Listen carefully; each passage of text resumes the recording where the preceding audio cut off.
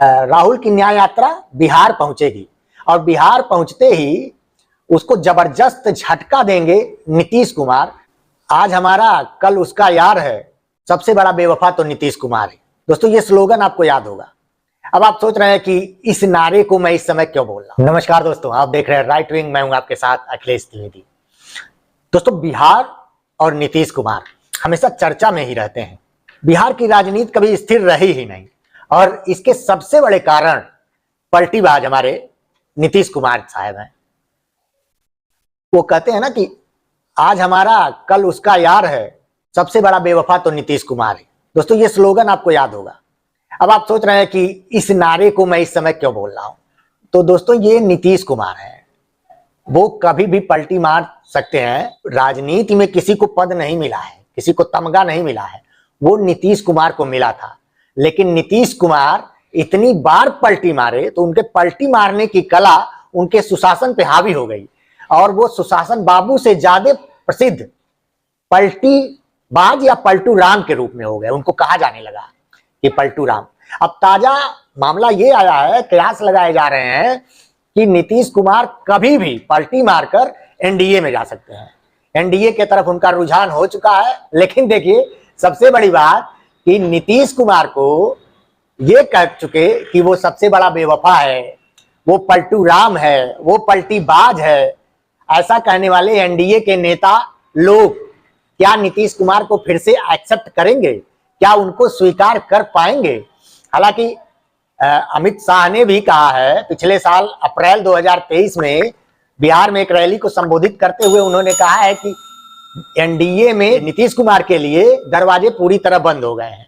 लेकिन ये राजनीति है दोस्तों, यहाँ पूरी तरह बंद कुछ भी नहीं होता है, हमेशा कुछ ना कुछ खुला रहता है। देखिए कभी भी किसी भी समय नीतीश कुमार आरजेडी को, लालू की पार्टी को और अपने भतीजे तेजस्वी यादव को छोड़कर क्या कहिए लात मारकर एनडीए के साथ जा सकते हैं।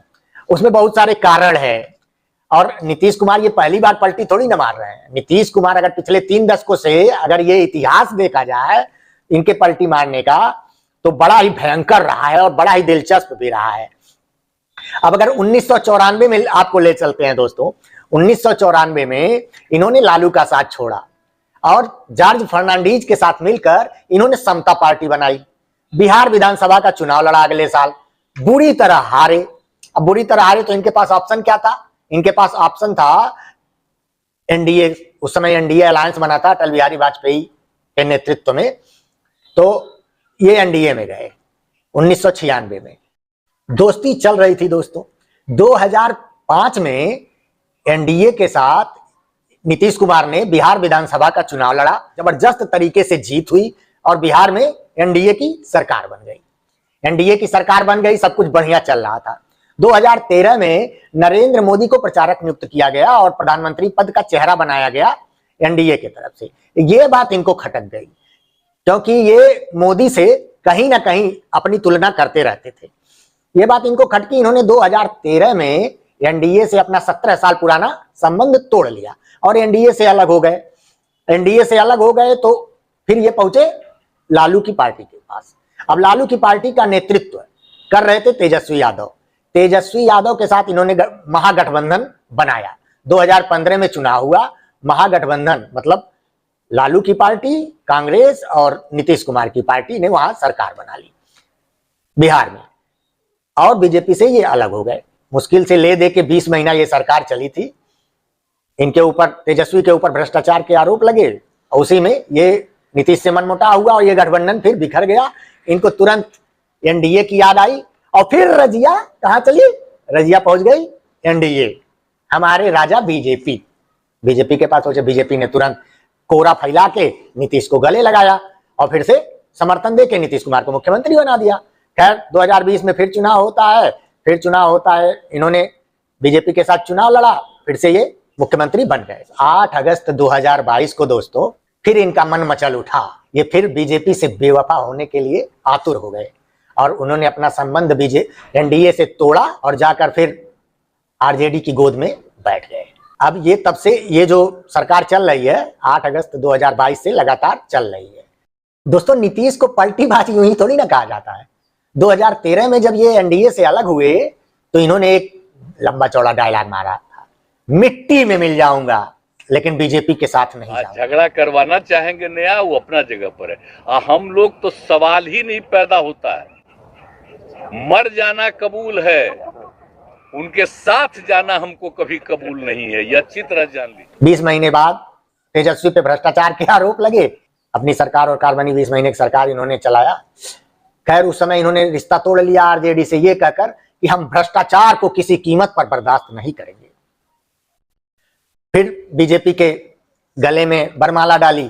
फिर उसके बाद ये चला 2008 अगस्त 2022 को जब इन्होंने बीजेपी से गठबंधन को अलविदा कहा, तब फिर इन्होंने एक डायलॉग मारा, मर जाएंगे लेकिन बीजेपी के साथ नहीं जाएंगे। अब जाएंगे या नहीं जाएंगे ये तो भविष्य के गर्भ में है और नीतीश के दिल में है। लेकिन ये जो बिन पेदी के लोटा हैं, ये हमारे पलटू बाबू हैं।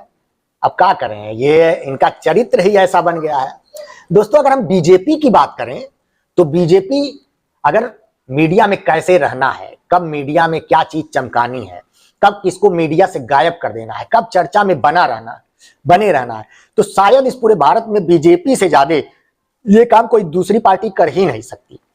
22 जनवरी को रामलला की प्राण प्रतिष्ठा होनी है और इसी बीच एक न्याय यात्रा भी चल रही है, आप लोगों ने सुना होगा। आप बिल्कुल सही समझे आप, वही राहुल वाली, हाँ अपने पप्पू बाबू एक न्याय यात्रा चला रहे हैं। तो एक न्याय यात्रा चल रही है, हल्की फुल्की चर्चा होती रहती है, इधर उधर चाय पीने आप जाते होंगे, टपरी उपरी पे बैठते होंगे तो सुनाई देती होगी, पेपर में भी, हाँ पेपर में भी कभी कभी फोटो वोटो आ जाती है। बीजेपी कहीं ऐसा तो नहीं कर रही है क्योंकि उसको मालूम है कौन चीज कहाँ क्लिक करेगी।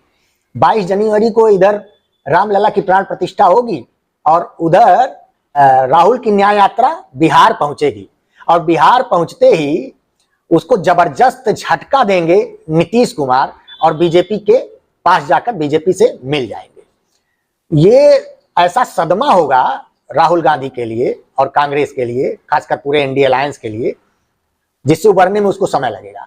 और दोस्तों जरा सोचिए कि इंडिया अलायंस ने दिया क्या है नीतीश कुमार को। नीतीश कुमार भी तो इंडिया अलायंस से बेवफाई पाए हुए हैं। नीतीश कुमार तो ये सोचे थे हम संयोजक बन जाएंगे, प्रधानमंत्री का चेहरा बन जाएंगे, लेकिन मिली क्या, बेइज्जती। इंडिया अलायंस परिकल्पना ही नीतीश कुमार की थी। ये जो गठबंधन बना है, जरा सोचिए इसके पहले जब 2019 का चुनाव हुआ लोकसभा का, उसके बाद तीसरा मोर्चा बनने वाला था। ममता बनर्जी, केसीआर, केजरीवाल, चंद्रबाबू नायडू, नीतीश कुमार, ये लोग तीसरे मोर्चा बनाने के फिराक में थे। लेकिन नीतीश कुमार ने सोचा कि भाई बिना कांग्रेस के तीसरा मोर्चा नहीं, और एक ऐसा करते हैं कि कांग्रेस को भी इसमें लाते हैं। तब उन्होंने अपने खुद कई पार्टियों से जाकर वो मिले और उन्होंने इस इंडिया अलायंस की परिकल्पना तैयार की। आज इंडिया अलायंस है, दिख रहा है। लेकिन इंडिया अलायंस से क्या मिला, चूंकि ये राजनीति है दोस्तों, यहाँ कुछ भी फ्री फंड में नहीं होता है। यहाँ एक हाथ दो एक हाथ लो का सीधा सीधा नियम है। आप कुछ देंगे नहीं तो हम आपके साथ रहेंगे नहीं। कितनी देर तक रहेंगे? ये इसमें इंसानियत की बात भूल जाइए कि हमारे लिए किए हैं हम इनके लिए करेंगे ना। यहाँ तो है भाई, जितना बड़ा हमारा मुनाफा उतने अच्छे आप हमारे सहयोगी, ये चलता है। तो नीतीश भी इसी जुगाड़ में है, कब हम इंडिया अलायंस से अपने बेइज्जती का बदला लें। अब बिहार की जो इनकी पार्टी है, सहयोगी है आरजेडी, अब लालू है, इनको खा जाना चाहते हैं। लालू अंदर अंदर इनसे बहुत किलसते हैं, ये जग जाहिर है। हर जगह पोस्टर लग रहे हैं, तेजस्वी यादव को नौकरी देने का मसीहा कहा जा रहा है, उसमें नीतीश कुमार गायब हैं। ये बात मन में कचोट रही है कि भैया हम मुख्यमंत्री हैं, हमारा तो कहीं नमूने नहीं है, ऐसे तो हम खत्म हो जाएंगे। इनके मन में, इनके हृदय में पीड़ा है। अब वो एक ही जगह शांत हो जा सकती है, वो है बीजेपी रूपी प्रेमी। अब बीजेपी के पास ये पहुंचेंगे। लेकिन इस समय उत्तर भारत पूरे कड़ाके की ठंड में है, लेकिन बिहार में जबरदस्त गर्मी है, भयंकर गर्मी है। और उस गर्मी में आप बने रहिए, उस गर्म खबरों के साथ हम आपको बताते रहेंगे सारी चीज कि नीतीश क्या कर रहे हैं, राहुल क्या कर रहे हैं, लालू क्या कर रहे हैं, बीजेपी क्या कर रही है। सारी चीज हम आपको बताएंगे, हमारे साथ बने रहिए। सब्सक्राइब करिए चैनल, लाइक करिए, शेयर करिए। धन्यवाद दोस्तों, जय हिंद।